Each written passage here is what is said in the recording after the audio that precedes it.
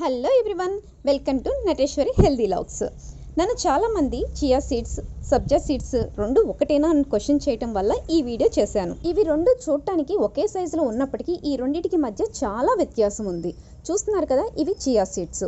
ఇవి మనకి white, black mixed కలర్లో ఉంటుంది. వీటిని half an hour to 1 hour soak చేయాల్సి వస్తుంది. వీటిలో చియా సీడ్స్లో ఒమేగా 3 ఫ్యాటీ యాసిడ్స్ ఉండటం వల్ల మనకి బ్రెయిన్ హెల్త్కి, హార్ట్ హెల్త్కి చాలా హెల్ప్ అవుతుంది. అలాగే వెయిట్ లాస్ కూడా చాలా హెల్ప్ అవుతుంది. చూస్తున్నారు కదా, ఇలాగ మనకి సోక్ చేసుకున్నప్పుడు ఇదే కలర్లో ఉంటుంది. గట్ ఇష్యూ ఉన్న వాళ్ళు చియా సీడ్స్ని అవాయిడ్ చేస్తే బెటర్.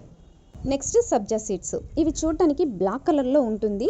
వీటిని వాటర్లో మనం జస్ట్ వేసిన వెంటనే 5 to 10 మినిట్స్లోనే సోక్ చేయబడతాయి. అంటే ఇలా వాటర్లో వేసామో లేదో వెంటనే వాటి కలర్ చూసారా ఎలా జెల్లీలాగా మారిపోతున్నాయో మీరు అబ్జర్వ్ చేస్తే కనుక.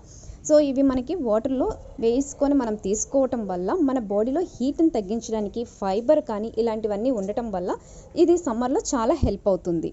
సో ఈ రెండింటికి మధ్య మీరు డిఫరెన్స్ని గమనించారు ఈ వీడియోలో అని చెప్పి నాకు అర్థమైంది.